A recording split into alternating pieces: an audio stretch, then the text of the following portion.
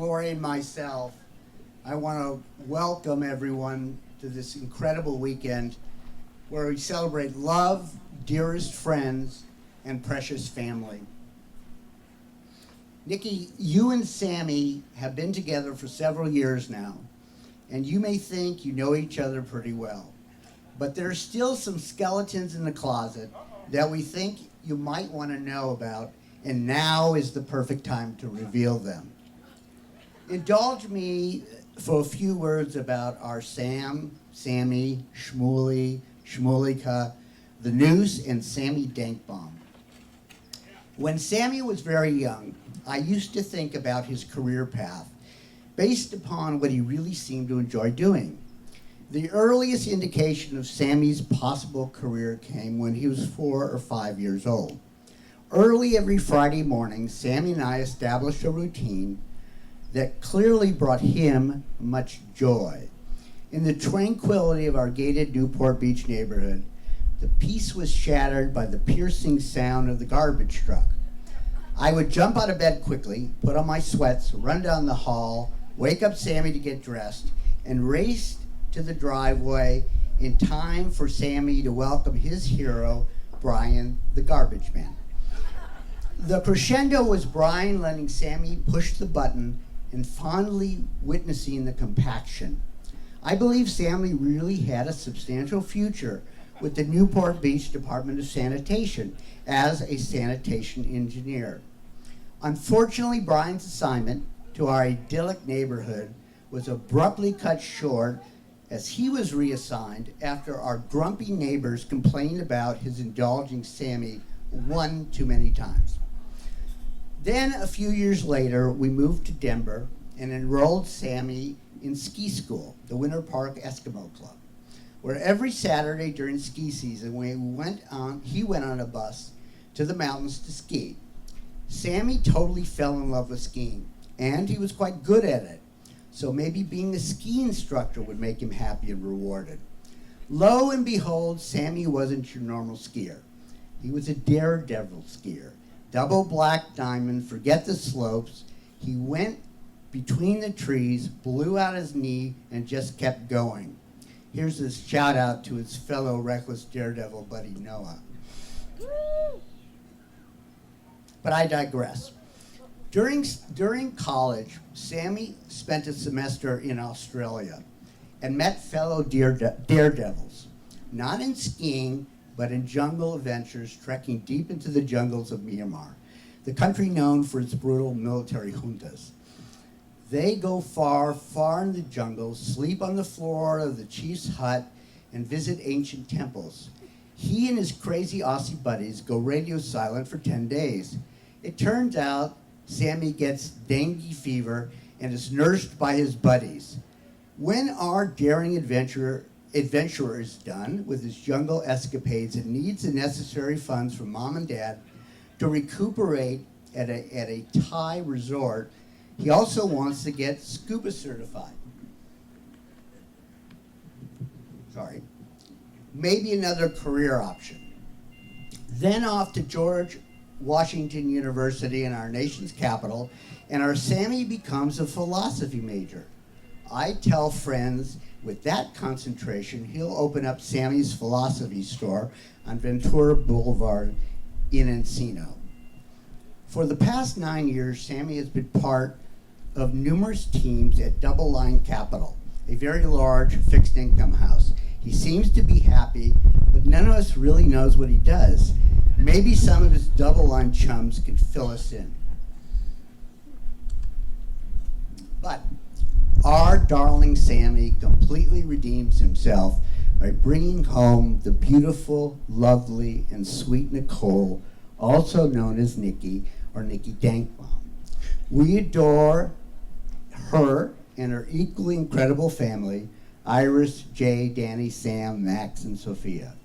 And then the coup de grace, our little Princess Eden. Our cup runneth over with joy and gratitude.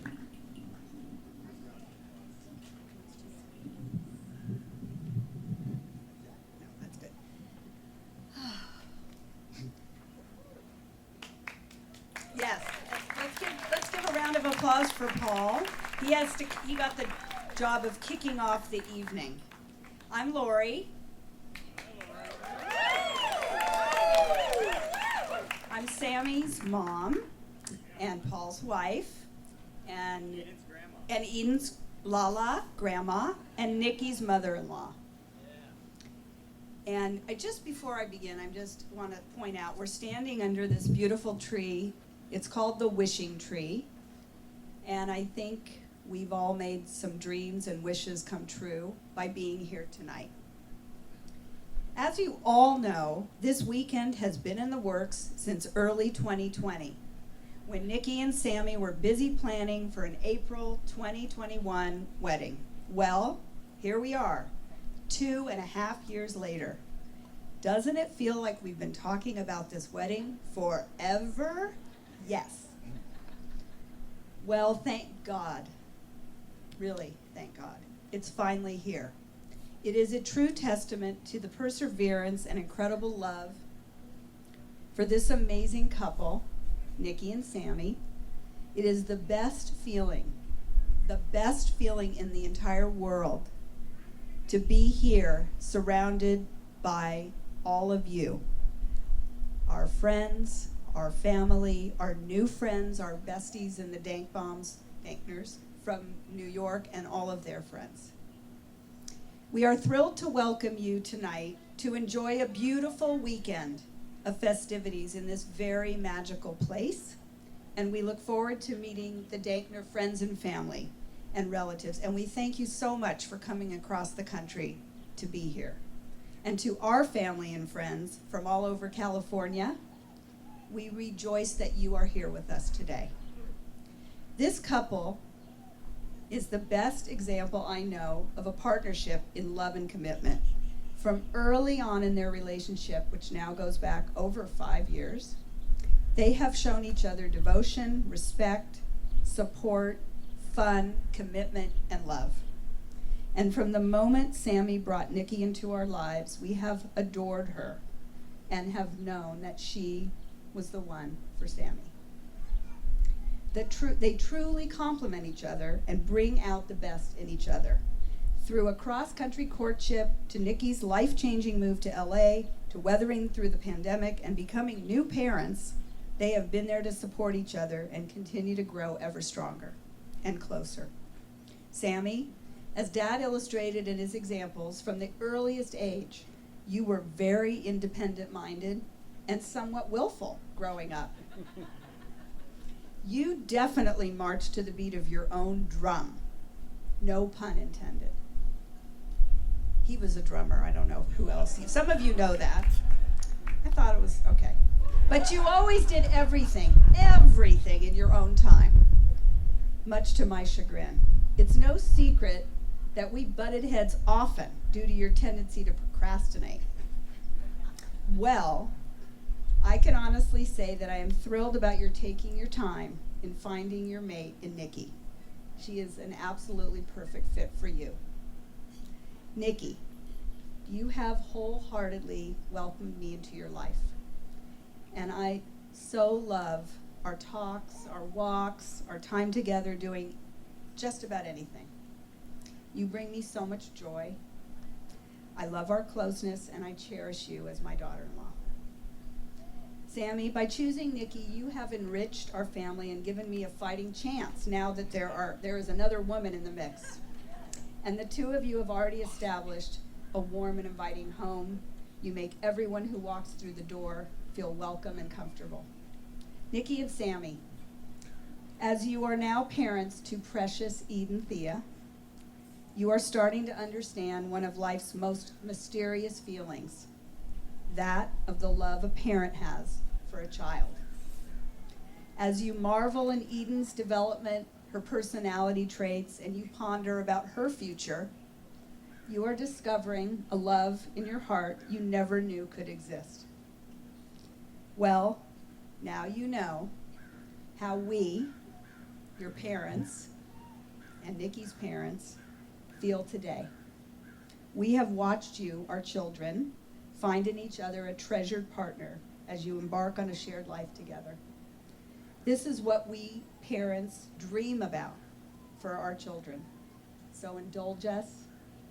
Let us kvel a lot. Let us take a lot of photos, please. And do everything in our power, all of us, to implant this joyous simcha in our memories forever. We're going to raise a glass and say l'chaim. And please join us and share in our happiness as we say l'chaim to life, and we rejoice in Sammy and Niki.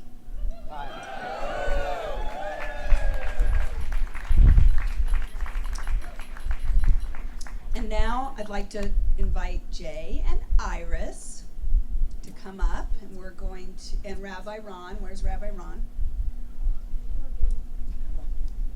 Shabbat Shalom, in case you've forgotten. I'm here ultimately because whenever the Stern family went on a ski vacation, we had an extra, and it was Sam. And there was a time when I would be turning around to look back at Sam and say, come on, Sam, you can do this. You can go through the trees, you can go over the bumps, whatever it was. No more. Now Sam just says, you ski, Ron. We're going to places where you'll never consider going at this point. But also I happen to be the rabbi in residence for the weekend because I've known this family for a long time. So bar mitzvahs, weddings, brit milah, conversions, the next 24 hours, I'm here. I want to invite Bobo to come on up, along with Jane Iris. What an amazing gift to be able to celebrate. Well, have you sit down, Bobo. So just a quick message about Shabbat before we do the rituals. The Jewish tradition imagined that Shabbat was a wedding celebration, and we sing a song called Lecha Dodi, which means welcome my beloved, or come on in my beloved. And Jewish people, when they were imagining the relationship between God and the Jewish people, there was nothing more sacred, nothing deeper than that between a married couple. And so they conceived of that connection as a married couple. And when we look at these two people and we see the love they have and we see how they transform each other and we see that they've created a little one whose name happens to be Eden, more about that tomorrow night. But we know that love, that what goes on between a couple is truly unique. There has never been, never will be the likes of you two. Never been, never will be the love that you have. None of us can understand the depth of your love for each other. You only know that because it's between the two of you. So that sacredness, that power of love is what brings us here to celebrate with you. And it also shines beautifully over this moment of Shabbat. So with that, enough Jewish. Let's light the candles. Let's say the Kiddush and all those things. So the first we're going to start with Paul and Jay. No, sorry, Lori and Iris are going to do the candles. The candles are first, Rabbi. Ready?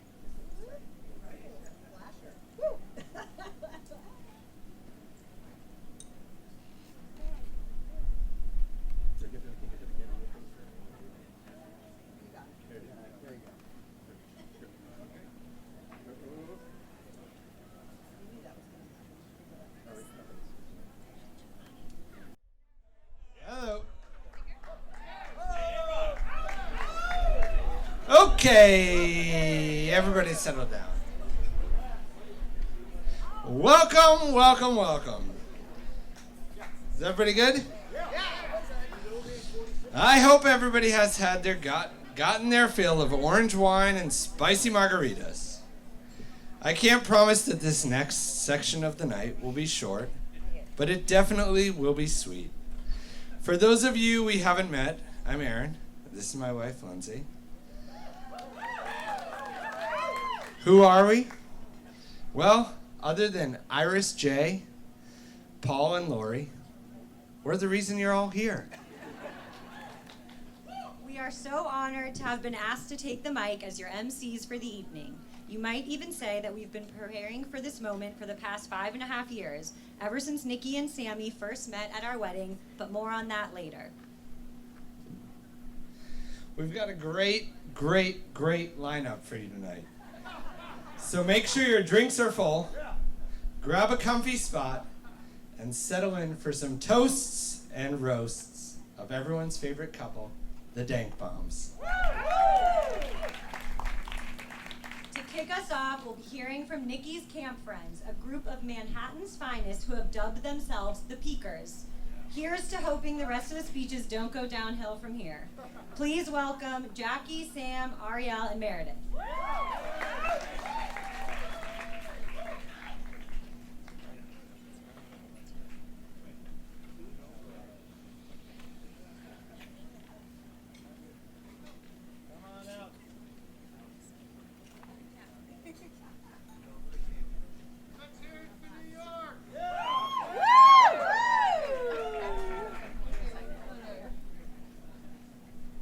Can everyone hear us? Yeah?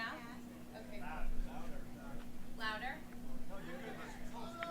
But it's 4 of us, 1 mic. This is tough. Okay. We're gonna circle it around. Okay.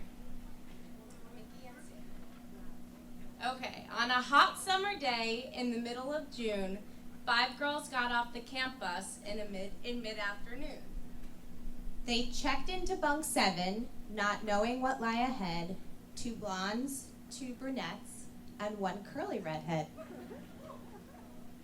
Her name, she said, was Niki New 32, as she unpacked her uniform, her mouth brace, and her stuffed elephant Blue. She liked pasta with ketchup and hoarded candy under her bed. And when we all went to water ski, she stayed at arts and crafts instead. She was lactose intolerant, and we learned that the hard way. She was chronically homesick and cried daily for Iris and Jay. After camp, we stuck together, and to the Dankners, we give thanks. Despite teen tours to Europe and birthright together, our best days were always spent at Casa Danks.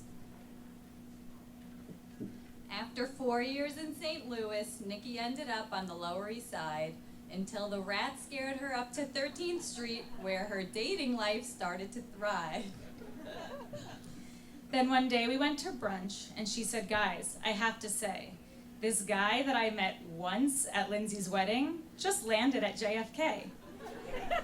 I didn't think he would want to visit from LA to NYC, but suddenly he booked a ticket and is planning on staying with me." She asked us to stay at brunch for hours to kill some of the day. She was worried about the stranger in her home and how long he would stay. So we stayed at brunch to waste some time. We needed to comply. But after a few hours, we sent her off to face this random guy. We had no idea what would come next. We figured she would ghost, but soon our New York City gal was spending weekends on the other coast. She said his name was Sammy. He was anything but boring. She liked that he was pretty weird, and soon her JetBlue miles were soaring. You all know how this story ends. It wasn't just a fling. That impromptu visit to New York City ended in the ring. A 3-year engagement and 2 canceled weddings would be enough to make most people crazy, but instead the future Dank Bombs decided to make a baby. So let's raise a glass to Niki, Sammy, and Eden, and that fateful weekend fling. Can't wait till you lovebirds tie the knot and see what the future will bring.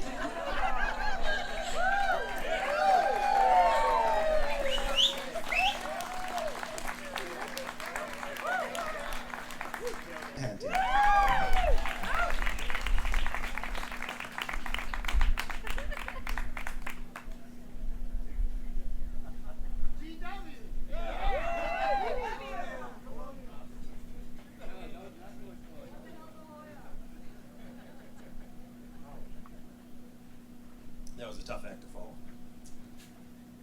Good evening, everyone. We're so happy to be here, finally celebrating Niki and Sam in such a beautiful place. I'm Max. And I'm yet another Aaron in Sam's life, so he calls me Parso or AP. And we were pledge brothers of Sam's, or as we usually call him, Nussbaum or Noose or Nusi, in AE Pi fraternity at GW. Noose asked us to share a few words tonight about him and our college days, which is not sufficient to fully describe a man such as Noose, but we'll try and summarize the best that we can. Before we get into it, we do want to say a big thank you to Eden's grandparents, or the parents of the groom, Lori and Paul, and the parents of the bride, Iris and Jay. Thank you for hosting us this weekend.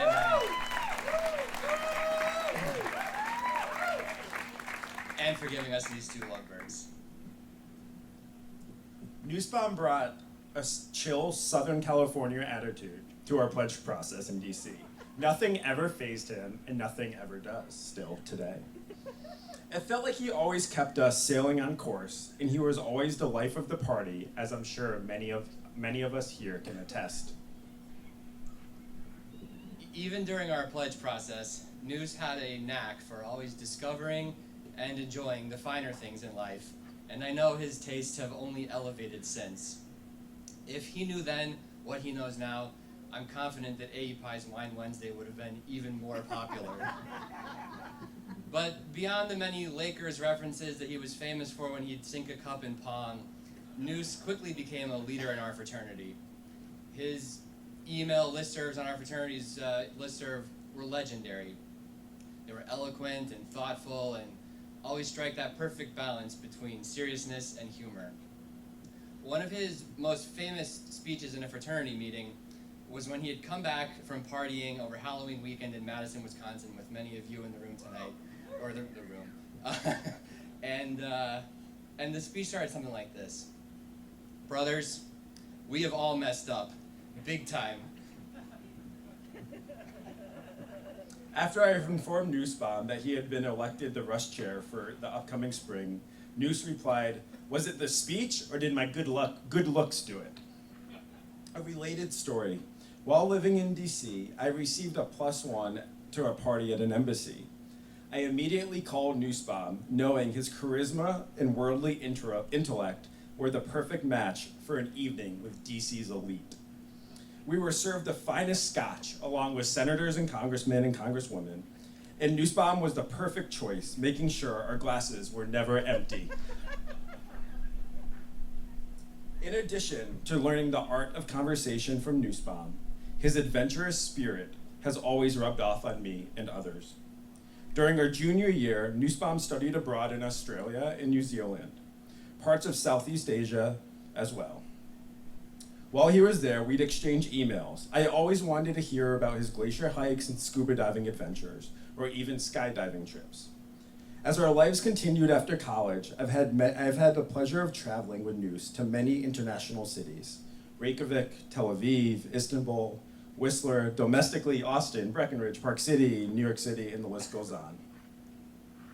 I too have been with Noose in almost all of the aforementioned cities, and he traveled to the foreign land of Omaha, Nebraska, to my hometown, and we shared a wonderful weekend in Mexico City. He's really, traveling with Noose is a whole nother experience you have to do for yourself. But Max and I both agreed that the most relevant big city experience with Sam that we should talk about tonight is when we sat down for pasta with Sam and Niki for the first time in New York City. At Novita, I believe. Yeah. We had heard about Niki, and it sounded too good to be true. Your best friend's wife's best friend? Come on. I mean, really? But in all seriousness, when Erin and my wife, Ariel, and I dined with Noose and Niki together for the first time, it was obvious they were, and still are, the most perfect couple. It's been a very long time, but recall that, as was mentioned, they dated cross-continental for a long time. And I actually first met Niki without Noose at one of her Plan A fundraisers in Brooklyn. And Niki was standing out on a balcony overlooking a large crowd she had assembled for a great cause and was giving a thank you speech. It was so impressive. I remember immediately texting Sam a picture of her or video and in her element, and I knew you were a keeper. Niki, thank you for being such a wonderful addition in Sam's life and making him so happy. And Sam, don't ever reset that internal compass, and I know you and Niki and Eden will continue sailing towards prosperity and happiness. Sam and Niki, Ariel and I, Aaron and Lauren, look forward to many, many more simchas with you both and Eden. Let's all raise our glass and toast the bride and groom to happiness, to good health, and to life. L'chaim.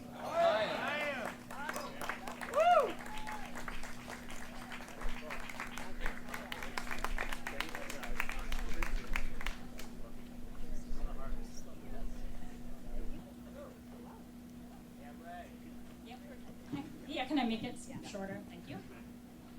For those of you who don't know me, I'm Rachel, a lifelong friend of Niki's. Before I begin, I just want to say thank you to the Denkners and Newsbounds for hosting such a beautiful weekend.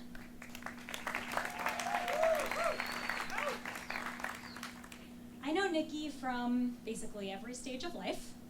The only place I have yet to follow Niki to is LA. And I gotta say, if every day is like this, then my mantra of follow Niki wherever she goes definitely still tracks. Just kidding, Mom. Don't panic. As I said, Niki and I are lifelong best friends, and we've spent every stage of life together. From being pipsqueaks at the ethical culture Fieldston School. Okay. Thanks, Jay, probably. To sorority sisters at WashU. And actually, yes, okay, WashU, let's give it up. And we're actually not just sorority sisters. We had to take it one step further, and Niki is actually my grandma. I don't know what that is, but we are. Most importantly, we're both founding members of the Shanks. So, who are the Shanks, besides the name of our future prison rock band? We are the unstoppable force of the Shores, my family, and the Denkners. We're established in 1991 and have been going strong for 31 years. And the Shanks have had a great run. We took family trips to Nevis, where Niki got lice, and we all got braids that should have gotten us canceled. We went to Paris, where Niki, and by extension all of us with the help of a wheel of cheese, learned she was really and truly lactose intolerant. We went together to Steps on Broadway, and of course the Fieldston Dance Company, where Niki cried a lot, but to be fair, we honestly all cried a lot during that time. And a lot of amazing laughs, embarrassment from Jay, and most of all, love.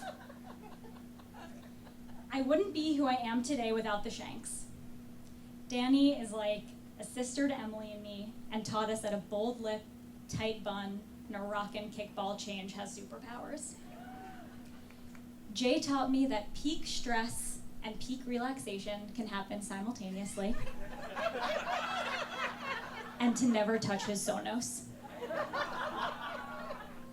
And Iris has taught me so much, including how to cry my way out of a parking ticket, which has been used by me successfully a couple of times, and along with my mom, how to throw a damn good party like this one.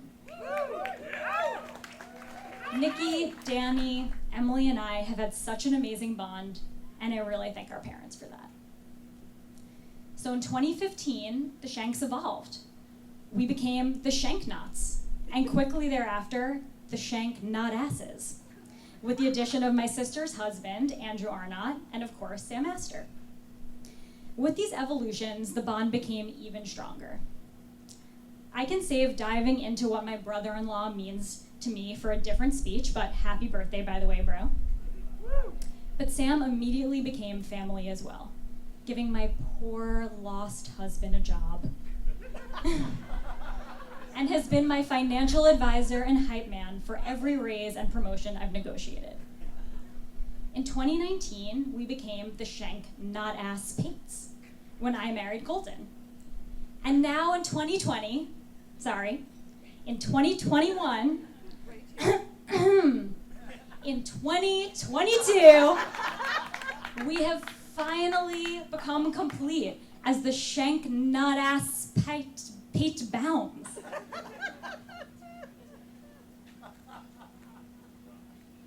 And to commemorate, we got merch, y'all.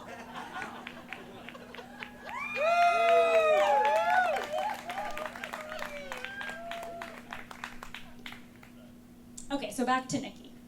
I have both. All right, we're getting back on track. Back to Niki. My best and most formative memories in life have been with Niki. The first time I drank was with Niki after a Fieldston dance recital. We stole someone's parents' apple schnapps, and we drank it in shifts while sitting in our friend's empty bathtub before Springfest. We'd stay up all night studying and giggling together at the library at WashU, cramming for psychology classes, and diagnosing our friends and families as study tools.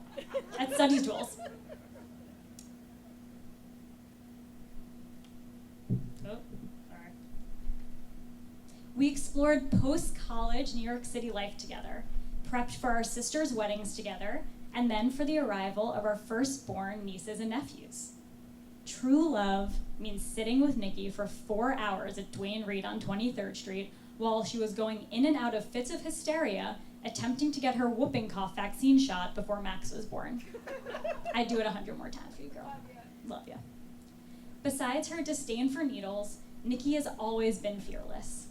Fearless in being herself, speaking her mind, fighting for what she believes in, and producing the most beautiful, smart, caring, loving little Eden 3,000 miles from the Shank headquarters in New York City. We've always had an unspoken pact to look out for each other no matter what. I'm gonna cry. Woo. No matter what, and I will never forget our most important and life-shifting conversations over slices of vegan carrot cake. Niki is loyal, caring, funny, and real. She is supportive and compassionate. She's an amazing mom and wife-to-be, and multitasker, and I wouldn't be who I am today without looking to her for support and looking up to her as a friend. Speaking of loyal, the first time I met Sammy was when he flew across the country from LA to the Hamptons just so he could spend 24 hours with Niki before a family trip to Europe. To celebrate his romantic gesture, Iris and Jay threw one of their epic summer BBQs at Casa Danks. And after about a case of wine, they ended up showing us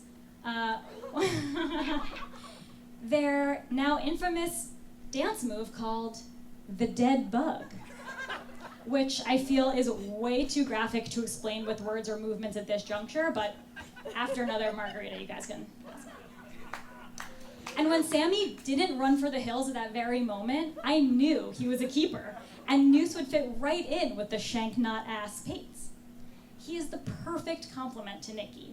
He is tidy, decisive, and even-keeled. He commands a kitchen, is willing to play 5 straight hours of tennis with Colton, and knows how to laugh at and with one of the stranger groups around. In the words of my husband, he's so cool. It's hard to believe he's a Dodgers fan. Niki and Sammy are truly a match made in heaven, also known as the dance floor of Aaron and Lindsay's wedding. They share the same beautiful soul, sense of humor, and self. They are loving and have each other's back 100%. And now, most importantly, they're incredible parents to one cute-ass kid who somehow looks more like Sammy than Sammy does. How is that? And I know Eden's not here, but I want to let her know. And Ray Ray loves you, girl. I'm thrilled to be here with you guys. I'm damn thrilled to be here with you guys to celebrate my best friend Niki and the newest member of the Shank Not Ass Pate Bounds. Cheers. Love you guys.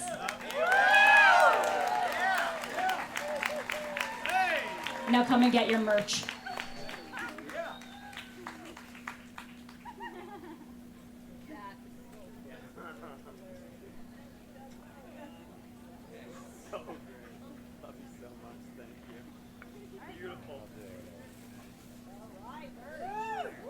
Let's hear it one more time for Rachel.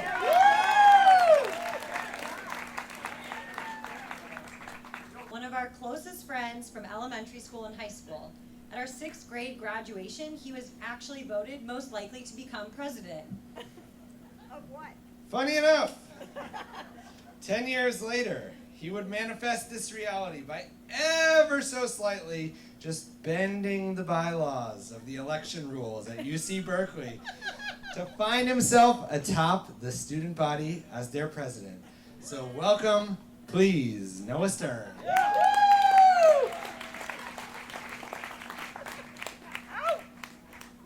Thanks, Aaron. Thanks, Lindsay. Can you just balance over here? I'll put my wine on your top of your head. Thanks. There we go.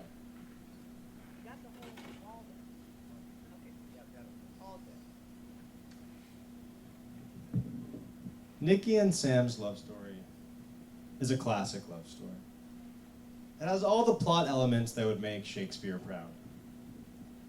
Their story began where all good love stories begin, in the city of Burbank. Like all good love stories, Prince Nusi had to woo his one true love and whisk her away to a castle upon a hill, or in his case, a 2-bedroom bungalow in Silver Lake. Together, these two lovebirds had to conquer life's biggest challenges, like quarantining with Sam's in-laws in Southampton. I heard it was tough. And of course, their love story ends how all good love stories end, with an adorable child out of wedlock. But enough about Sam and Niki. I thought I'd use my time to tell a different love story. It's our love story. The love story of Noah and Sam. It all started in the 5th grade when little Sammy moved to Encino from Denver. I had only started at Wise Elementary a year before, and I was eager to take the new guy under my wing. Or that's how I like to remember it. The truth is, our moms probably thought we needed some more friends, and they forced a few playdates on us. Regardless of how it started, in my memory, it was love at first sight. We were a good-looking couple. Sammy brought the dimples, I brought the Jufro. We spent a lot of time doing what we loved, playing Xbox and watching Adam Sandler movies, and Will Ferrell movies, and really any movie that made us laugh. Because when you watch a funny movie with Sam, watch out for that laugh. It's more contagious than COVID. It emanates from deep inside of his belly, and it shoots out from his dimples like a lightning bolt. It makes any punchline even better. Somehow Sam's laugh is even louder than his snoring. And I would know because I've shared a bed with Sammy many, many times. Good luck to you, Niki, truly. Our friendship continued into high school. Sam was the yin to my yang, the Kobe to my Shaq, the peanut butter and jelly, or the peanut butter to my jelly, sorry. We spent summers at Sleepaway Camp where Sam was on the top bunk, I was on the bottom. On our winter ski trips, he was always my +1. When our high school had an intramural basketball league and there was a draft, I was the last pick, Sam was the second to last pick. Throughout all of it, there was one constant. Noah and Sam sitting on the couch, playing one more game of FIFA. In college, we went our separate ways, and one thing that truly defines Sam is his unending loyalty. No matter which zip code I moved to, Sam made sure to visit. He was always eager to meet the new crew in the new city, and thanks to that laugh and those dimples, he made them his own friends. And when that new crew went to sleep, we'd stay up late. Sam would look into my eyes and say something romantic like, "Have you read the last article of The Economist from last week?" And we'd stay up late talking about life, politics, business, you name it. It was really a true love story. Or at least I thought it was, because, well, that loyalty that Sam showed me, he actually showed it to all of his friends. Throughout college and after, Sam was always on a plane, going to Wisconsin, Michigan, St. Louis, New York, you name it. To this day, each of his friends knows that no matter where the bachelor party is, Sam will be there. Don't have a best man? Don't worry, Sam will step up to the plate. Need a toast at the rehearsal dinner? Sam will be sure to roast you just a little too hard. Need a designated driver? He'll make sure Kirkbride has gas in the tank. Sam's early love of playing video games, watching movies, and jet-setting to see friends taught him a valuable lesson. Sam needs a lot of leisure time. So in college, Sam majored in philosophy, so he could find his own path to enlightenment. He spent 4 years studying the greats, Aristotle, Socrates, Nietzsche, to realize there's only one true path to happiness: other people's money. Only a career in finance would give Sam the free time he needed and the salary he wanted to pay for his growing list of hobbies.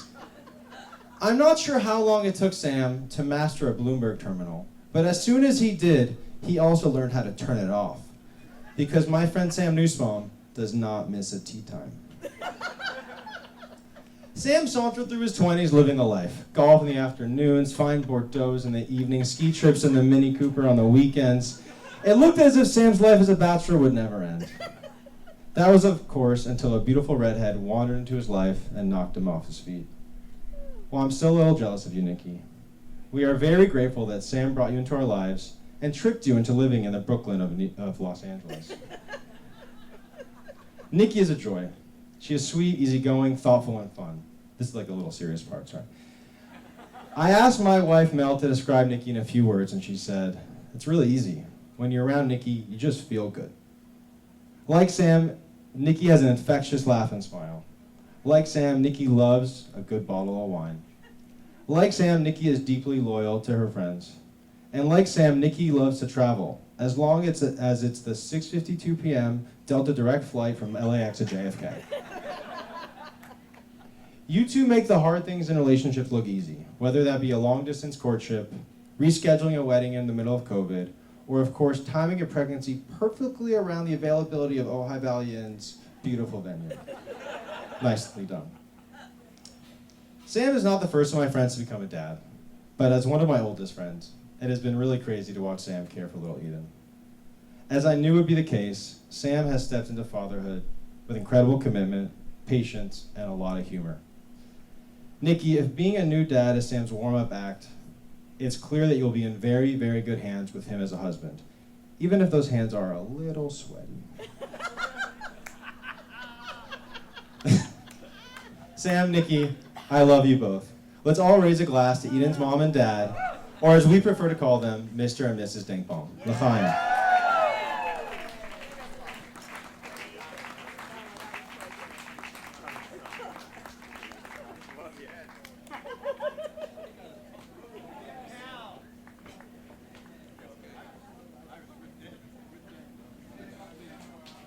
That was great. Tough act to follow. He's good. Our next speaker, Maggie, may have been born in LA, but she is a real New Yorker at her core, and she is one of Niki's oldest and best friends from elementary school. It was during their time together at Fieldston that Maggie embraced her identity as a self-proclaimed fan of redheads with underbites. Please welcome Maggie.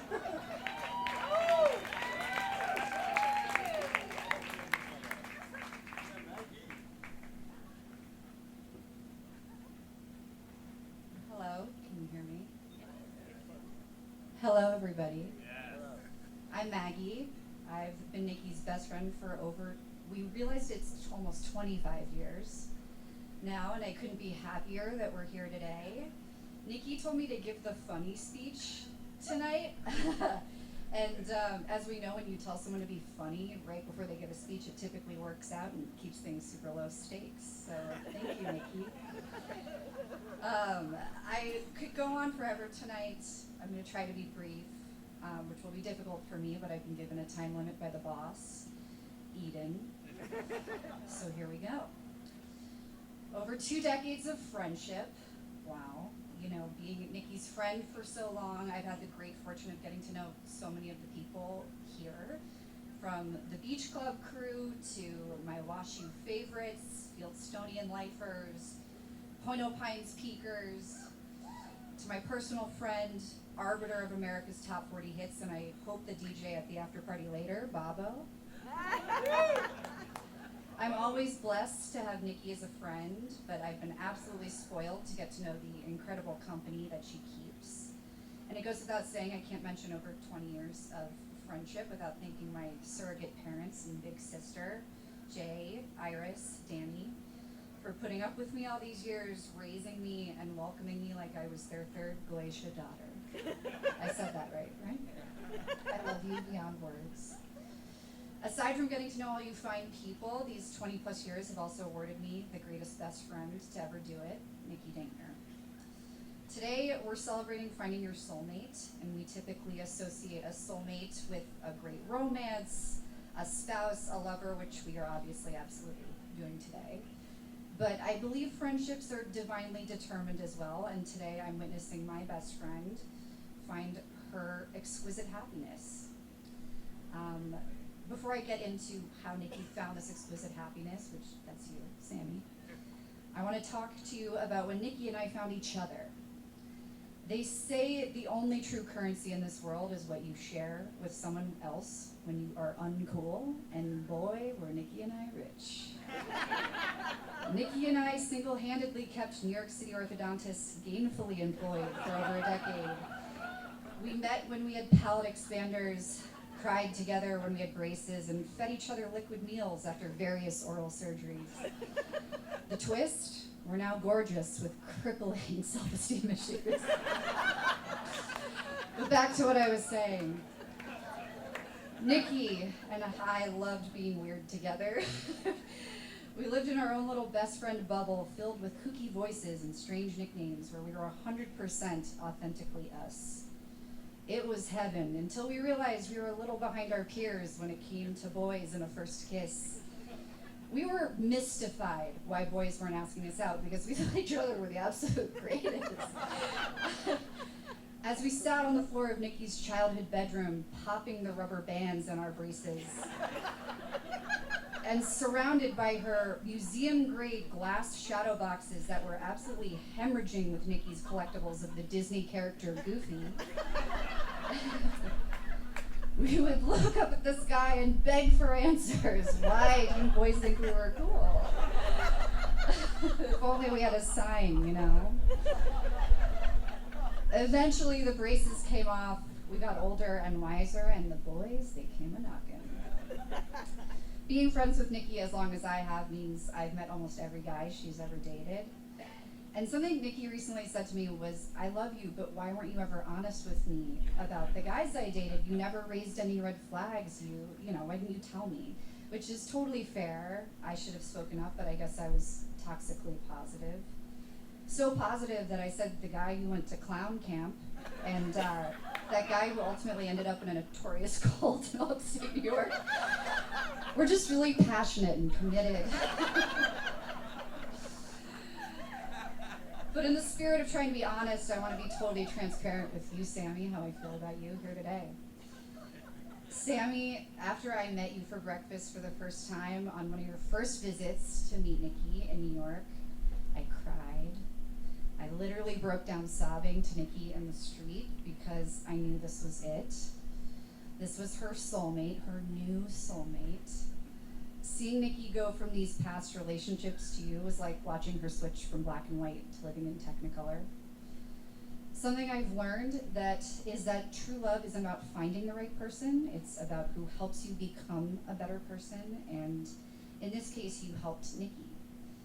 Niki, the person who overextends herself to everyone else, gives herself to everyone. You helped her become a better person to Niki. You never let her guess how you feel about her. You tell her, show her, privately, publicly, and repeat. You create room for gentleness with every person you meet. You've created room for Niki to be 100% herself. And you've definitely created room for our little weird friendship bubble, kooky voices, and all. Thank you for making my friends so deeply happy. And on to the absolutely stunning bride-to-be. Can we get a round of applause for the stunning bride-to-be? With a very metal-free smile tonight. We have come a long way from dressing up in your mom's glasses and finest furs to buy beer at the bodega. that is a real story. Nikki and I think other people here actually, dressed up in Iris's formal wear one night when Iris was out. Sorry, Iris, and went to buy 40s of beer and Smirnoff Ice, and pretended we were on business calls to avoid getting asked for ID at the register. Just a bizarre interpretation of adulthood all around, but for the record, we did get the beer. Nikki, my soulmate, meeting you for the first time, I remember thinking, I can't wait to know this person forever. Every time I see you, it's like all locks clicking open. I would spend a lifetime feeling uncool if it meant I could feel uncool with you. Real friendship is holding space for your friends becoming, and you have done exactly that for me for the past 2 decades. You are never nostalgic for past versions of myself, only our time spent together. You're someone who walks in front of me on my bad days and behind me on my good days. You aren't someone who wears her heart on her sleeve. You stretch it and wrap it around every person you meet, giving them every beat. I am so lucky to call you my best friend. For those of you who don't know, Niki is an incredible artist. For years, she had a half-finished canvas on an easel in her room out east, a photograph of the two of us she was turning on into an acrylic painting. It sat on the easel for years, incomplete, each year gaining like a few more brush strokes and specks of paint. And every time I was there, she would always say, "Oh, I need to finish this." But secretly, I think we both really liked it unfinished. It was like us, each year figuring out one another a little bit more, always keeping space for each other's changes, new colors, new strokes, new stories. It was our friendship left both infinite and unfinished. But that painting was just one chapter, and today we start a new one with new characters and new soulmates. But we will always have each other. As I once thought when I first met you, I can't wait to know her forever. And now, I can't wait for your daughter to look wide-eyed at our friendship and say, I can't wait to find that forever friend. Whew, on that note, if everyone can raise a glass, I'd like to toast to forever friends, to soulmates, and to Niki and Sammy.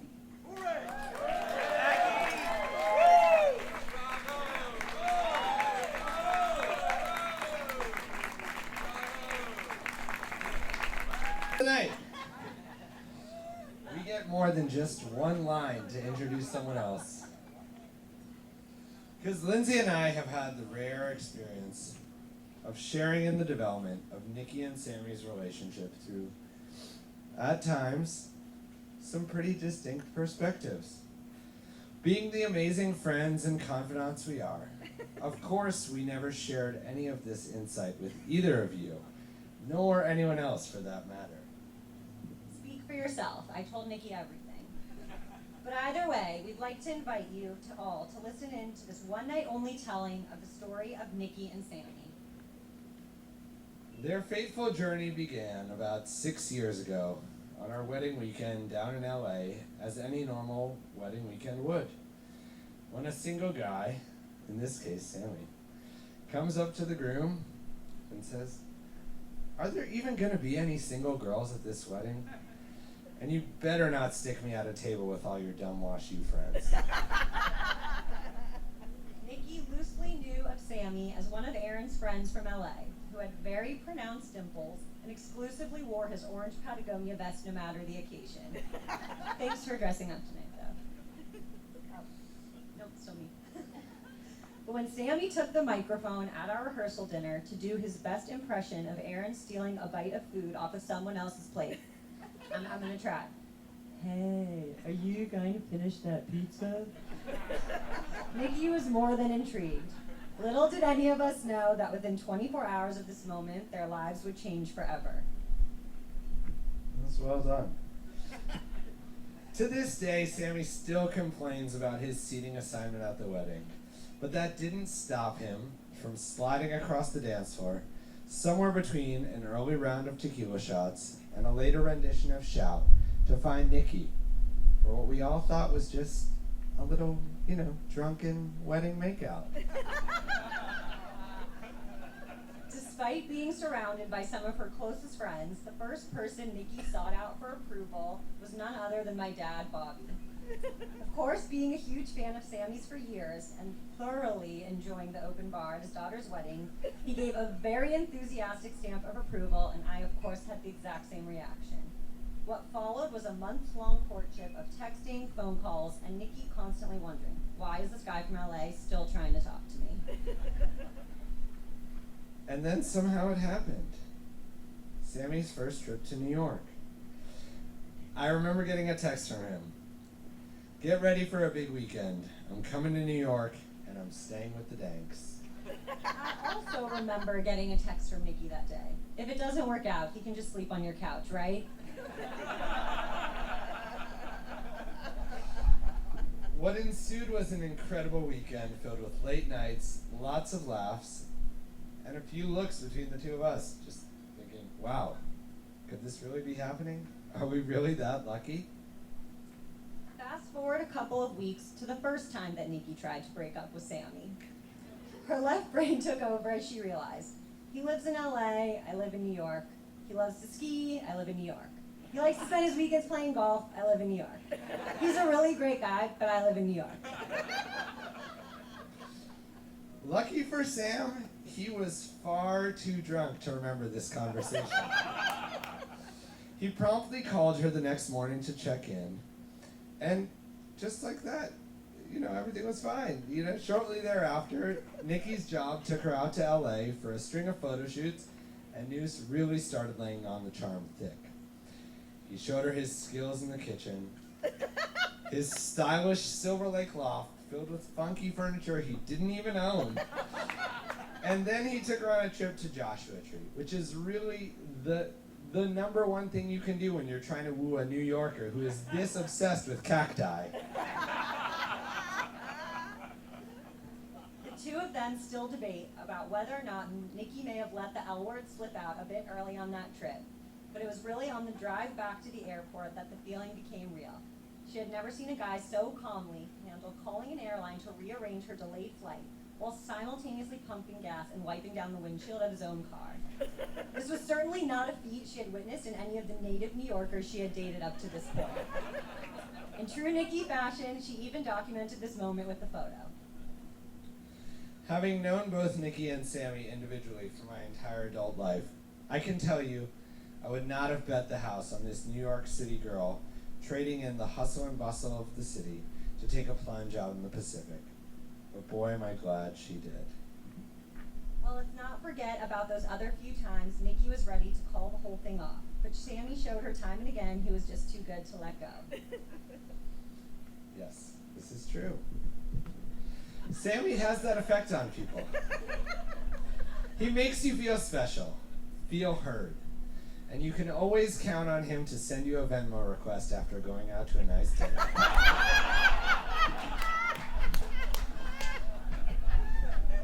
In all seriousness, though, he is an incredible friend, a well-respected professional in the field of finance, and he manages to do it all while maintaining a standing Friday afternoon tea time.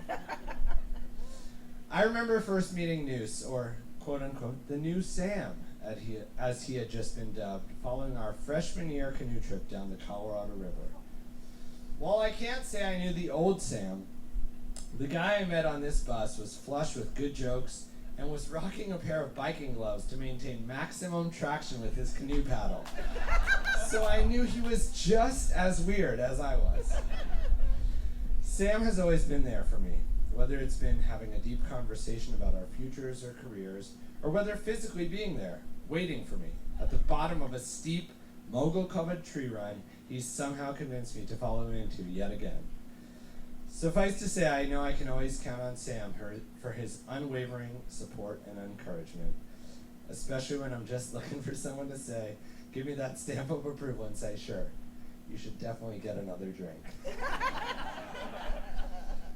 So if I think back on that guy I first met in 2003, to me, he wasn't really yet the new Sam. As far as I'm concerned, the new Sam is this guy, our honored groom, Papa Noose. While we may have traded in jamming to dispatch, for dirty diapers and cocoa melon. I'm glad, and I know we will be on this adventure together forever, thanks to the sisterly, sometimes even spousely love connection that exists between these two. Well, unlike Niki and Sammy's extended cross-country courtship, for Niki and I, it was love at first sight. It was clear that there was something special about Niki, and no, I'm not just talking about her red hair. We first met during our WashU Art School orientation almost 15 years ago. I still remember how that day played out. It was like a scene from a rom-com. My roommate Zoe and I, who's here, locked eyes with two girls from across the quad. We slowly inched over to them, they slowly inched over to us, and then at the same time they both said, "Hi, I'm Nicole." The four of us have been inseparable ever since. I'm endlessly grateful for our daily check-ins, our seriously extended dinner dates. At this point, Erin knows that a quick dinner with Niki means that I'm lucky to be home by midnight. Our long talks about life where you patiently let me speak in circles, our weird dance moves and our ability to synchronize routines on the spot, our public tickle sessions that embarrass everyone around us, and our need to know every little detail about each other's lives.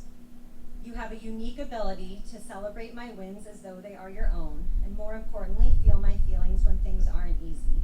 No matter what, I know that I can always count on a big Niki hug.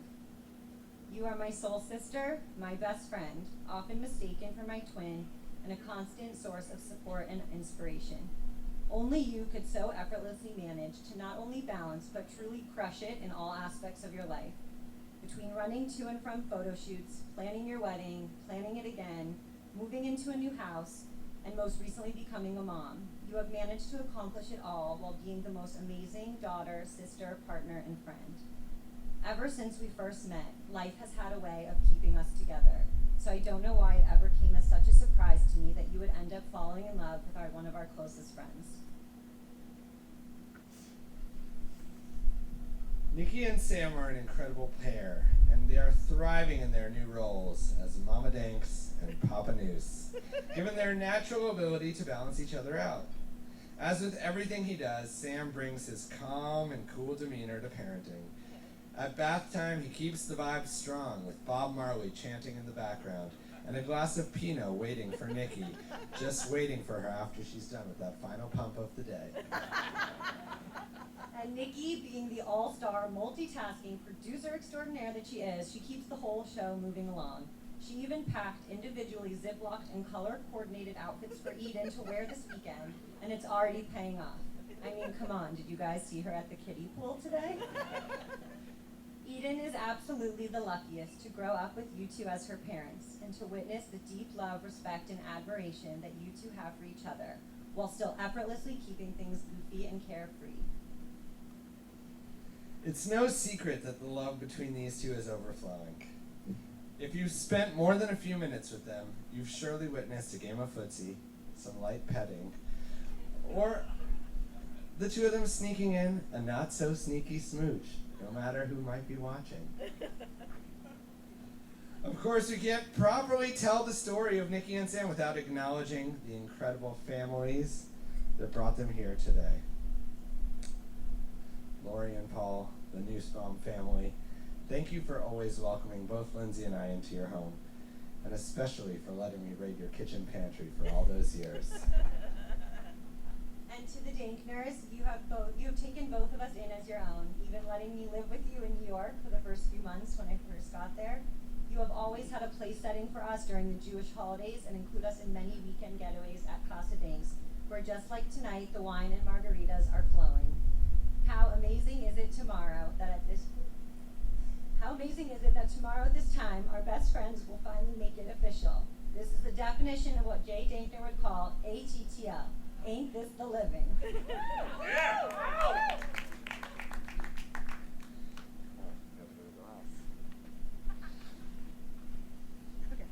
Alright. So, let us raise a glass together to Eden's parents, and the future Mr. and Mrs. Dankbaum, and may we wish them a giant Mazal Tov. Congratulations. We love you.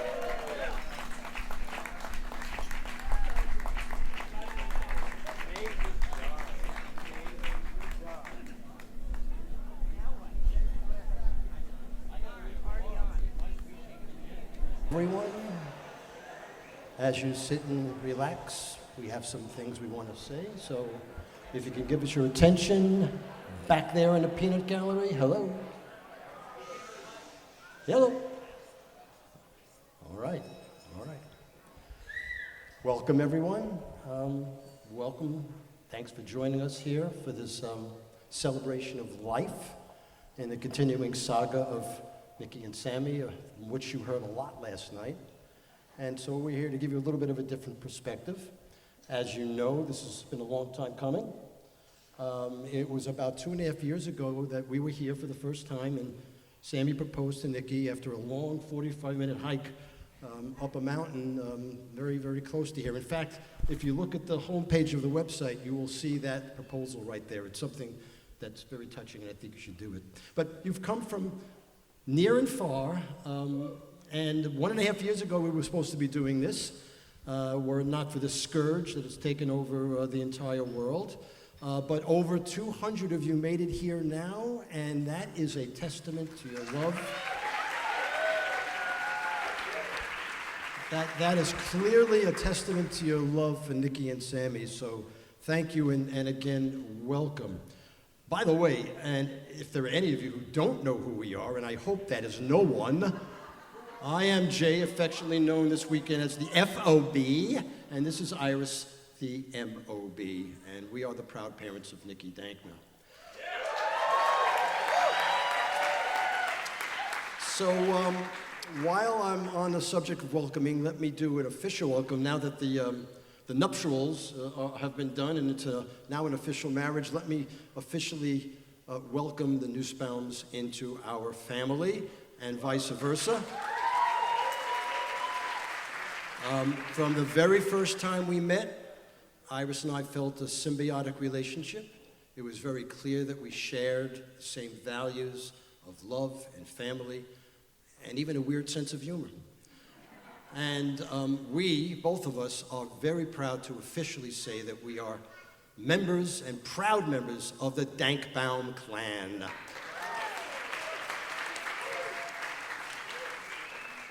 And talking about first time of meeting, that's another segue, by the way, I want to tell you a story about the first time we met Sammy. Now, this is going to take a little bit of a setting, so you have to follow me because you got to picture it. Niki and Sammy had been going out for a while, and there came a time, as they do in most relationships, when it was time to meet the family, the other family. And so a meeting was set up, and Iris comes to me and said, she really likes this guy, and I think he likes her, and something might happen here, and they're going to come over. Don't say something stupid, and don't embarrass yourself. And it was Friday night in our apartment in the city, and someone, moi, got the strange, weird idea to dress formal and to put on tuxedos and dresses and get all verputzt, if you know what that term means.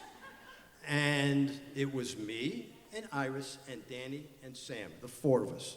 We're in the apartment, and Sam and I get dressed up like we are now. We put on the whole thing, the shoes, the whole bit, and the two women, they get all made up, they're dripping with jewelry, they have these cocktail dresses on with these 4-inch heels, and I think even for Iris, if any of you know Audrey Hepburn and Breakfast at Tiffany's, those long black gloves and a long cigarette holder, you know, we went all out. And all of us held martini glasses, probably water in it, or martini glasses, and here we are sitting like aristocrats in there waiting for the bell to ring. Doorbell rings, Sam Astor goes to answer the door, opens it up, sees Sammy. Sammy looks at Sam. Their eyes open wide, and Sammy is dressed in a t-shirt, jeans, and flip-flops. And he looks over at Sam, and now Niki knows that's what's going on, but she is behind Sammy, and she's stifling a laugh. She's cracking up.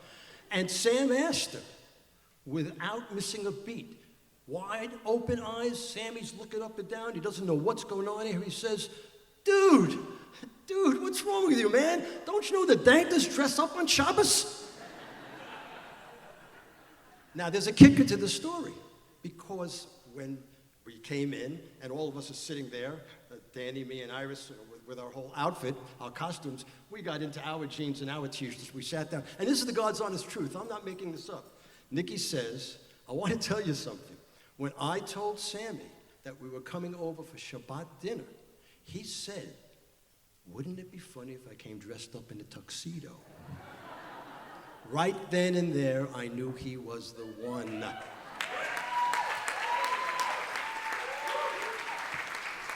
And I'm proud to say, man, now I have now 2 sons that I always dreamed of, and I love you, man, and here's to you. All right, let's talk a little bit about Niki. All right, Niki New, 32, the Nixter, as she calls herself sometimes, the second born, okay?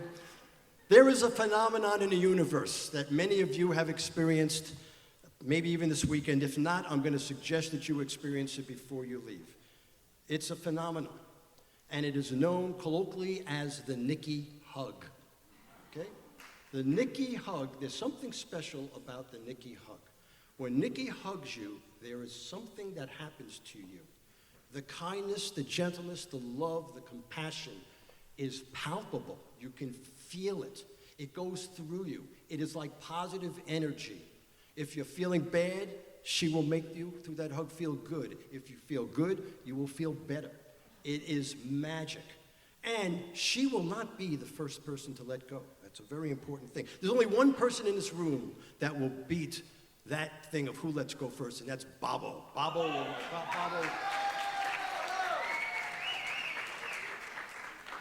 But, and I know Niki's not going to really like this, so I'm going to tell one quick story. She wasn't always really like that, okay? Not always. You know, there are stereotypes about redheads, especially children, and there are stereotypes of the terrible twos, right? You put those two together, and it ain't a good combination, I'll tell you, okay? So I'm going to tell you one quick story, and then I'm going to go on to the transformation. For some reason, we waited until Niki was almost 2 or 3 to have a baby naming. And we were in Temple, Israel, in this beautiful, austere setting. And we're there with friends and family in a chapel. Service is magnificent. The rabbi is there. We're going through it. We're saying the prayers. And, of course, you get to one point in a baby naming where the rabbi has to bless the baby, which wasn't a baby, but she was being held by you, I think. And the rabbi, who was a woman, goes to take to her hands to put it over Niki's head to give the blessing. And I'm going to ask you to help me out with this. And as they did that and put her hands, this 2.5-year-old, in the loudest voice ever, says, "Don't touch me. Don't touch me." And the whole atmosphere was just ruined, and everyone laughed, but we still had a great time. And then there was this transformation, and everyone has talked about it. By the way, those speeches last night blew both of us away. Those were just great. I mean, and so I don't have to tell you, there was a transformation where Niki turned into the most affectionate, kind, sweet, compassionate, loving person. And you all have experienced that, and you heard about it last night. And it's something to behold. It really is. And we are so proud of you. You know, that's not important. You should be proud of yourself. That's what's more important than us being proud of you. All of your successes, all of the things you've done professionally, socially, and of course, one of the most joyful gifts anyone can ask for, thank you for Eden. That's fantastic. And now you're not only a bride and a wife, but you're a mom, all together rolled into one. You two guys are soulmates. You heard that last night. You found each other. As everyone said it, and I'll say it again. Love each other, support each other, always be there for each other. Through the good times and the bad times, the ups and downs, and there'll be both. But you guys are strong. You're strong individually, and you're going to be stronger together. We know that. And you guys are going to get through anything at all. And Niki, the one more thing I wanted to say about you, because it's almost a hackneyed phrase, and you hear it very often, but I have to say it to you because it is so true. You are beautiful inside and out. Just beautiful.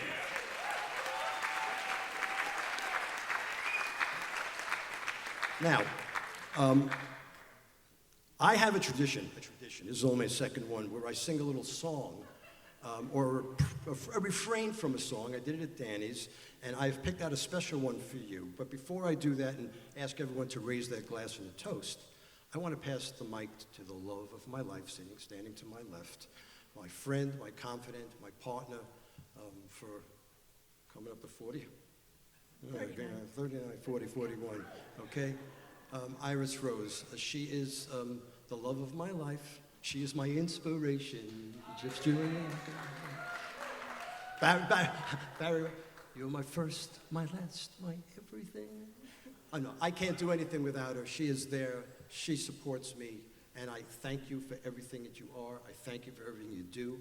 I love you, and now I want to pass the mic for you to say a few words. Wow. Thank you, sweetie. That was spectacular.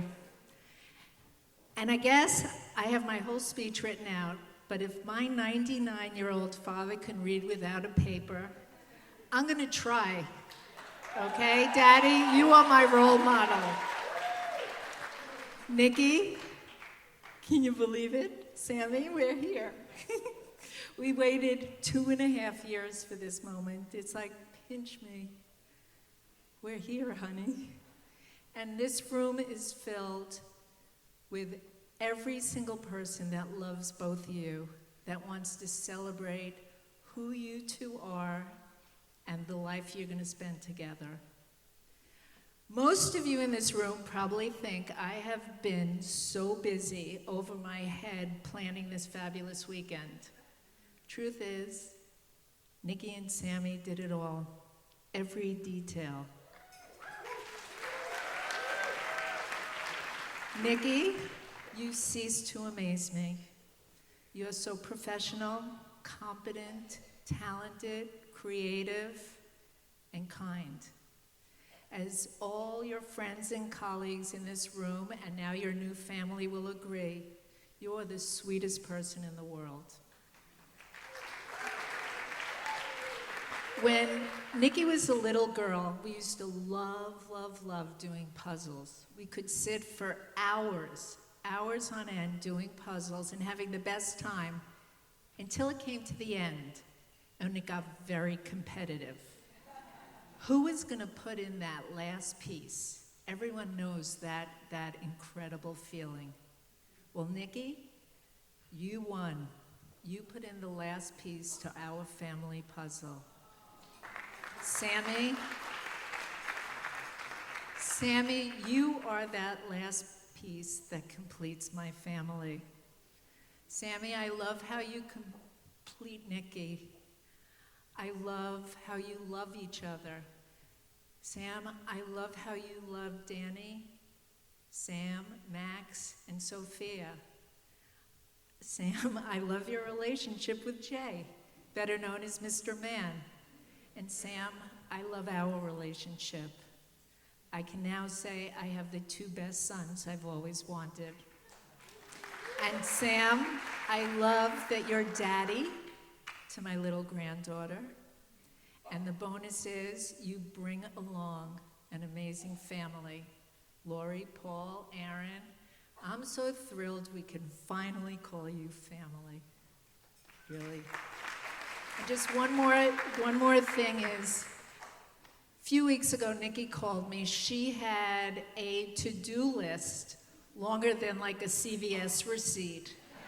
She was working, she was wedding planning, she was bringing up a child, and she said, "Oh, Mom, I forgot, I have to do my vows." And it made me smile, and I said, "Nick, in the past 2.5 years, you've lived with this man through a global pandemic. You've lived with this man through lockdown for 1.5 years. Then you bought a house. Then you decorated a house. Then you have a full-time job. Then you got pregnant. You lived through 9 months of a pregnancy with this man. And then, on top of it, you went through labor, okay? And then 7 months of bringing up a child together. Let's not forget the 3 of you getting COVID, while you were planning a wedding. Okay? If you've been through all that with this man and you still want to write your vows, you are with the right guy.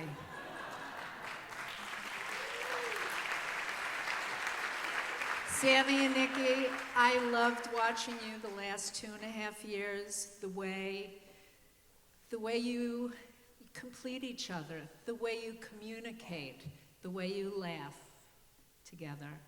Just continue that forever and ever, and touch toes. Sammy, welcome to our family.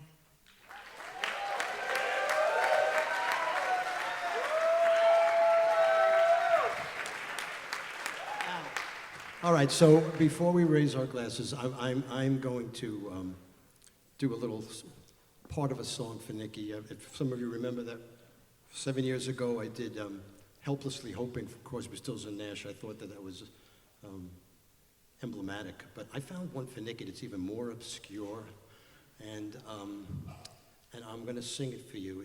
It's a Paul Simon song, and it's called Father and Daughter, and this is the refrain. You ready? I'm gonna watch you shine, gonna watch you grow, gonna paint a sign so you'll always know, as long as 1 and 1 is 2, ooh, there could never be a father who loves his daughter more than I love you. And that's the truth.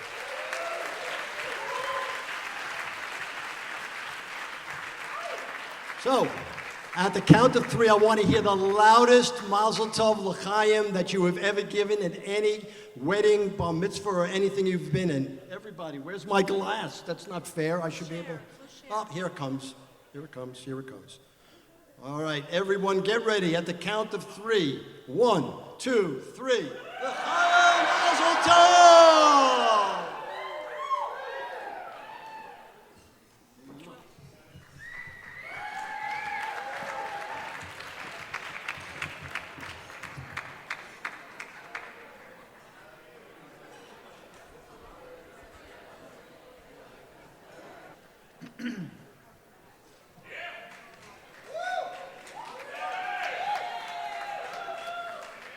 I've got to say a number of thank yous tonight before I say some words about my new wife, Niki Dankner, soon to be Niki Nussbaum.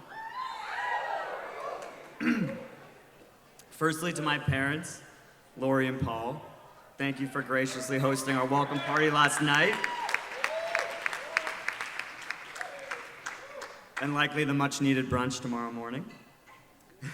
More than simply welcoming Niki into our family, you each have gone to great lengths to cultivate your own relationships with Niki. This is a testament to the importance of family that you instilled in Aaron and I. And it goes without saying that you both, as a team, have always put our family first in good times and bad. Niki and I take a lot of inspiration from your partnership, and not to mention the grandparents to Eden that you have become. We love and cherish the times that we spend with you and all those times yet to come. Thank you so much. I love you guys. Aaron, I can't wait to hear you speak later tonight. No pressure, you're gonna do great. It's an honor not only to have you as my best man tonight, but someone I can always count on. I know you'll always be behind me. It's a thrill to have watched you grow into the man you are now, an uncle to Eden, a friend to many, an IT guy to most. I love you so much, and I'm very proud to call you my brother. Thank you.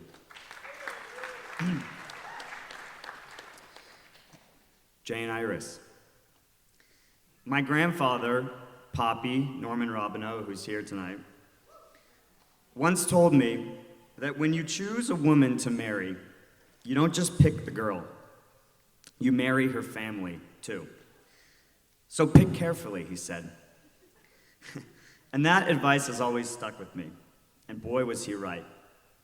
Your family, Jay and Iris, dare I say, my family now, is hard to encapsulate in words. This group is bound so tight with love and joy and a small pinch of anxiety from now and then.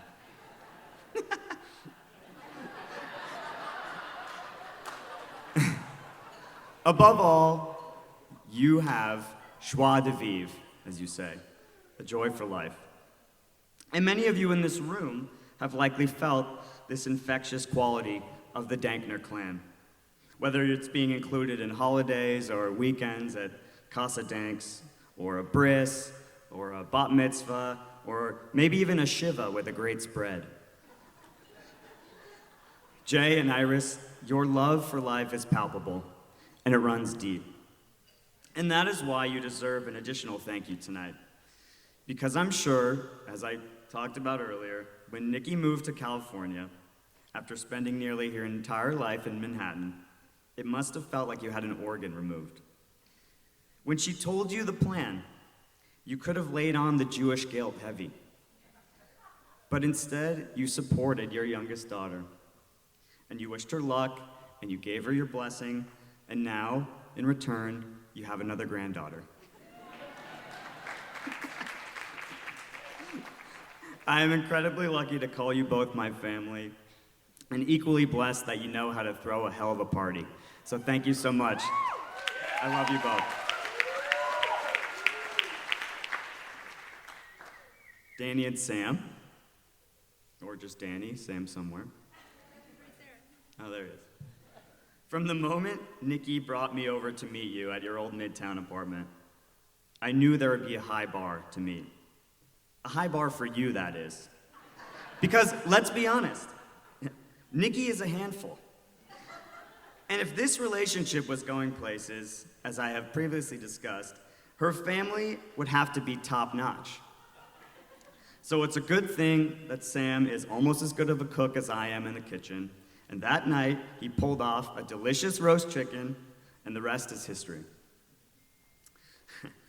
In all seriousness, you both are quite simply the best sister and best brother-in-law that I ever could have asked for. And your support for Niki in all times is immeasurable.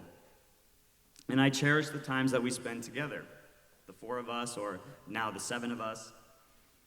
And I can't wait for our kids to spend so much time together that they can't stand us anymore. Because that only means there's more time to spend at Mr. Man and Mima's house. And we can have our own fun. Love you guys so much.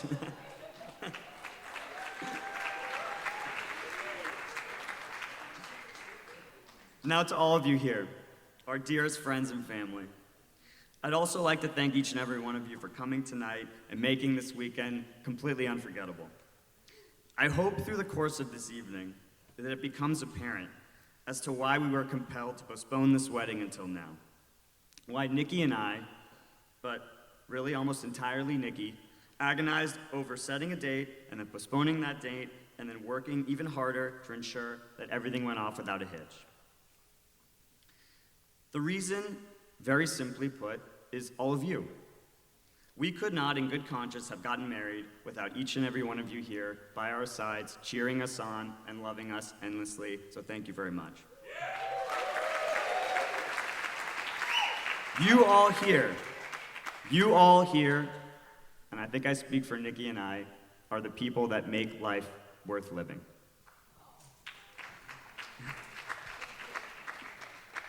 And to Niki, you willed this day into existence, and you worked so incredibly hard to make it happen. You added part-time wedding planner to your resume while becoming a mother and working full-time, as your mom just discussed. But your dedication was no surprise to me, and it shouldn't be a surprise to anyone else in this room.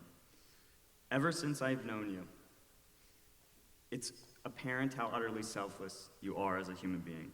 You're so giving of your time and your energy and your emotions to others in a way that leaves everyone in your orbit feel so very whole, as I think your dad put it more eloquently than I could. And this is what drew me to you back then, all those years ago, and it's what draws me to you now as your husband, and I love you so very much.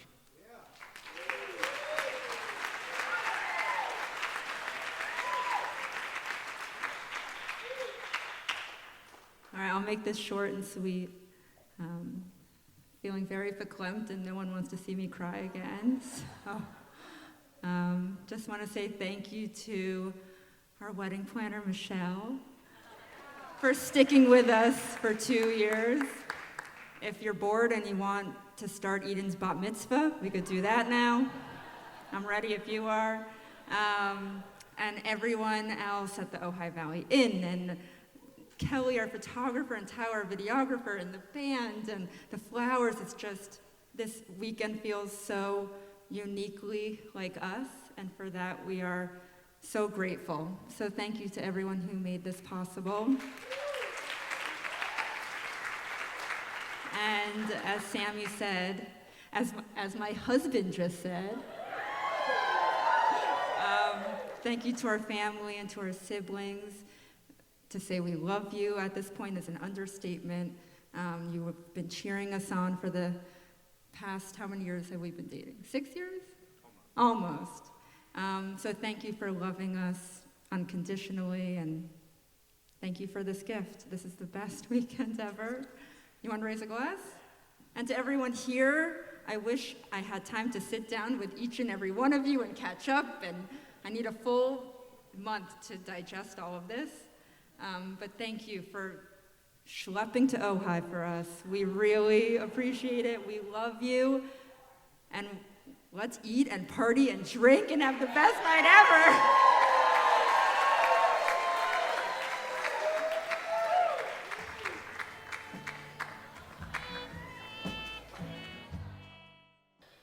How we feeling? For those of you who don't already know me, I'm Aaron. Sammy, aka Sam's little brother. Let me take this time to tell you some things about Sammy that you may not know. Sammy's 5 years older than me. So in the beginning, I was his baby. And in fact, he carried me into my bris. Let me remind you, he was 5 at that point and already taking control of the situation, carrying me, his baby, into my bris. As you know, Sammy is the firstborn, the older son influencing many things in our family's dynamic. While being the older son has its advantages, it's not all a cakewalk. Sammy, thanks for going through the crucible. That certainly paved the way for the more lenient treatment from Mom and Dad. For example, when you got your license, you had to fight to borrow either Mom or Dad's car. But by the time I turned 16, I became the new prince, and Mom and Dad bought me a brand spanking new GTI. For many years, our 5-year age difference was like the Grand Canyon. We hung out with our own friends, had our own interests, but thankfully, there came a time when that age difference mattered less and less. And it really began to change when our family took our grand adventure to Italy in 2017. We were all bummed when the initial flight got canceled, but not you, Sammy. You weren't bummed because it meant you got to make a surprise visit to Niki in New York along the way. After Sammy's visit with Niki, we met up in New York and made our way to Italy at last. From that point forward, I noticed you finally starting to loosen up a bit and take yourself a little less seriously. And I credit that to your budding relationship with Niki. Serious, Sammy? Shocking, right? If you haven't experienced the not-so-mellow version of Sammy for yourself, let me paint a picture for you. Growing up at the dinner table, my mom and I had to suffer through innumerable World War IIIs between Dad and Sammy, tenaciously debating some totally esoteric, meaningless detail, leaving my mom and me like spectators at a tennis match. All right, back to Italy. When we got to Venice, Sammy and I took over. He was the driver and I was the navigator. As Mom and Dad sat in the back seat, we didn't pay much attention to them. As many of you may already know, Sammy's rather particular about the way he likes things. During the day, when we had a few hours to fill, Sammy and I would explore together and search for the best espresso, gelato, or pasta served in a Chinese takeout box. It had to be the best, or why bother? We even went to the Vatican without Mom and Dad because they refused to go. This felt like the first time that the age gap had evaporated. As your relationship with Niki fully blossomed, the love the two of you share has become so infectious that it spills over to those around you.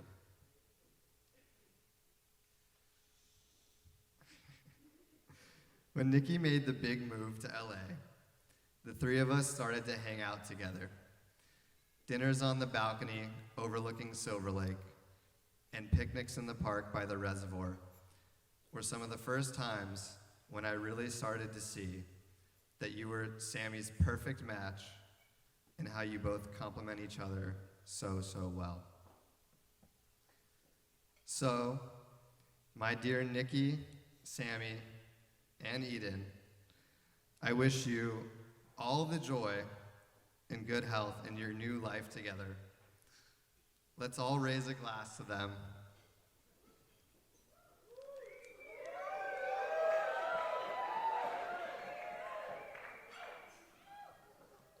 L'chaim.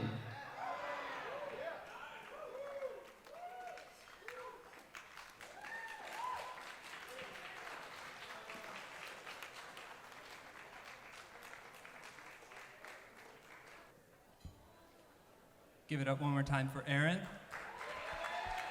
And keep it going as we welcome the man of honor, Sam, to say a few words.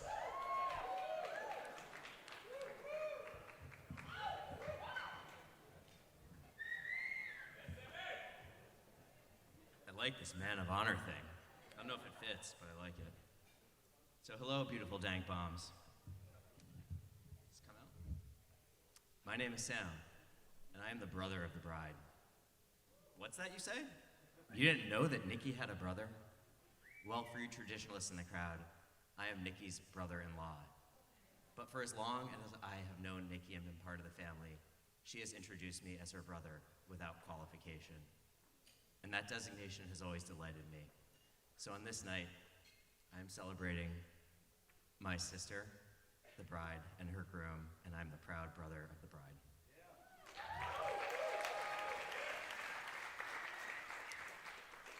As most of you know, Niki is a special person. She embodies the best things about humanity. She is endlessly kind. She exudes love and generosity. She's an incredible listener and deeply empathic. Niki has always been my BFF and was an early ally for me in the unique and exceptionally unruly Dankner family. One particular instance that stands out for me was my first invitation to join the Dankner posse for the breast cancer race to the cure. After the race, we went back to the Dankner apartment. Sammy alluded to this. There was a brunch spread like I had never seen before, which is just a Dankner standard if you've never been there. It was a great morning. I met the legendary Babo that day. And as I left, I went to go thank my hosts, and I said to Jay, "Great time. Thank you for the feast." As I waited for the elevator, hoping I'd made a decent impression on my girlfriend's parents, Niki rushed into the hallway, and she said, "What did you say to my dad?" And I said, "Thank you for the feast." She said, "He's in there telling people you said thank you for the beast, and you are calling Danny a beast." And I knew at that moment two things were for sure. One, similar interactions with Jay were a certainty. Sammy, you knew what you were getting into. And Niki, that you would always be in my corner.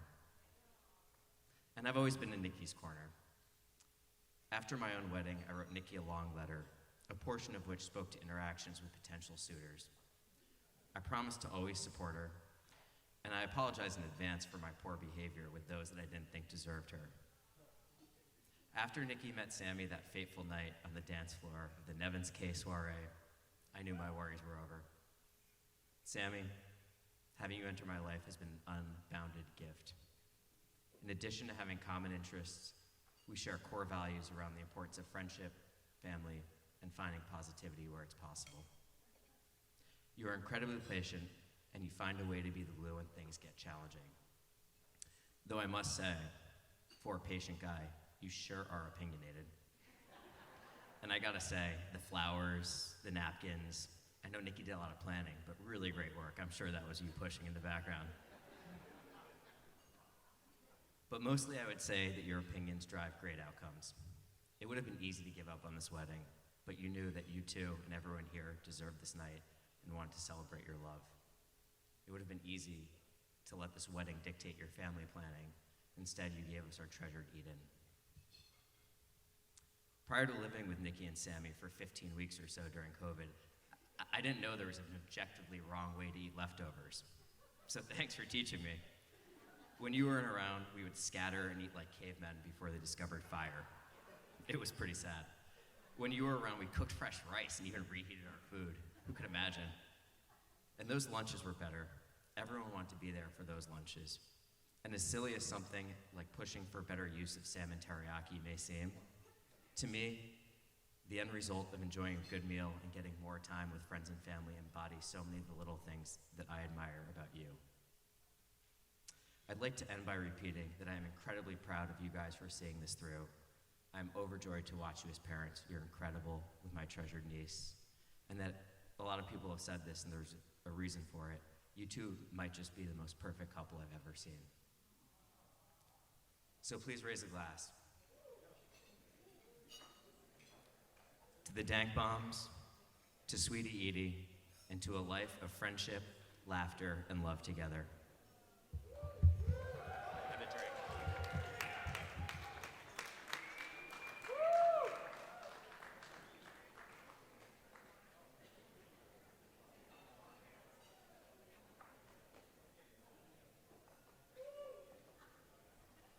Friends and family, give it up one more time for Sam. And please keep it going as we welcome the matron of honor, Danielle, to say a few words.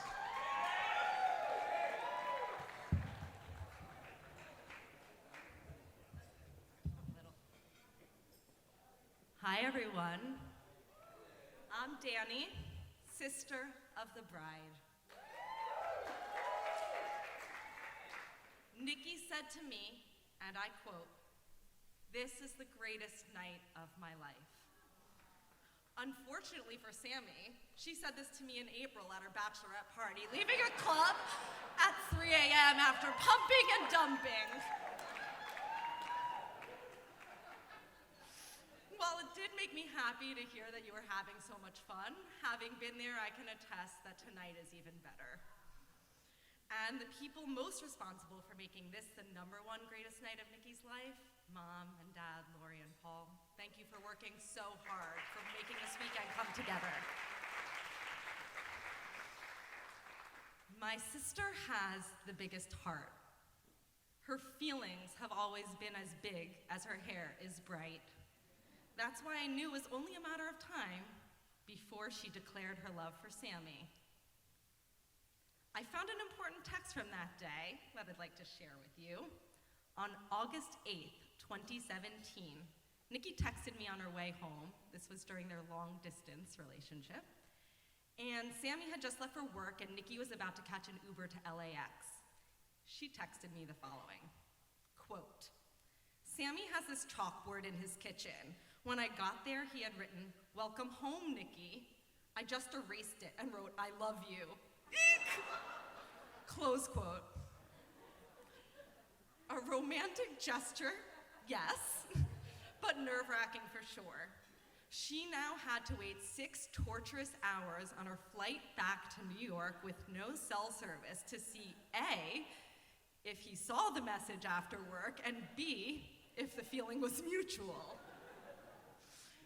Well, I unfortunately couldn't find Sammy's text response, but since we're all in this room together tonight, I think that he did in fact call her back to say, "Message received, I love you too." Thank goodness the feeling was mutual and you weren't too scared off by her bold declaration, because Sammy, you are the best addition to our family, and I love you.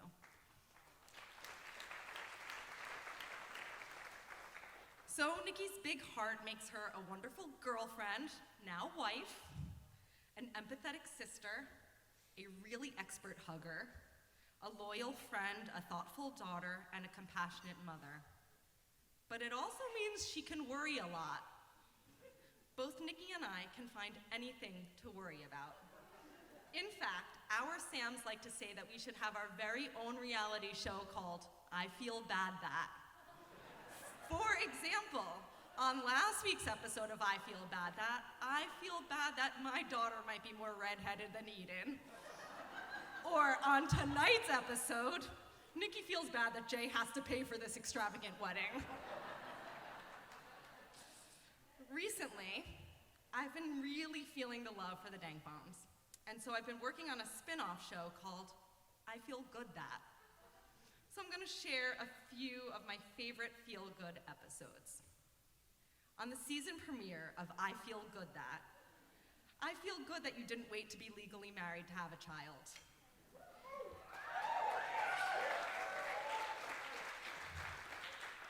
It's so special that our nieces are pseudo-twin sister cousins born just 19 days apart.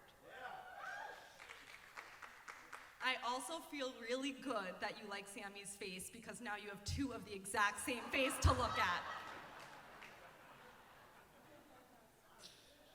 On the next episode of I Feel Good That, I feel good that Niki has such a great West Coast setup with all the friends and family that are here tonight. I don't want you to cry, but of course I miss having you in the city to watch Friends or The Office, on the couch on a Sunday night and ordering takeout. But I know that you're in really good hands here, with quality people who love you as much as I do. Get it together. Finally, on the season premiere of I Feel Good That, I feel good that you found Sammy. The mensch who loves you as much as my sister deserves to be loved. Sammy, you are her human Xanax.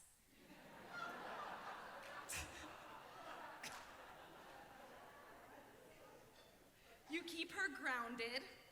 You provide the perfect balance of calm and logic to her big, feeling, emotional, generous heart. I feel good that Niki found a real partner, an expert communicator, an equal who I know will always challenge her to be the best version of herself. I feel good knowing that you two will never go to bed angry and that you will always touch toes at night. I have to thank you, Niki and Sammy, for giving me my new favorite TV show. Who am I kidding? You know, I still love Real Housewives the best, but it's okay. But seriously, Sammy and Niki, I love you both to the moon and stars and back, to New York and LA and Ojai and back. So now everybody, let's please raise a toast one last time to the beautiful couple and get back to the dance floor. Love you.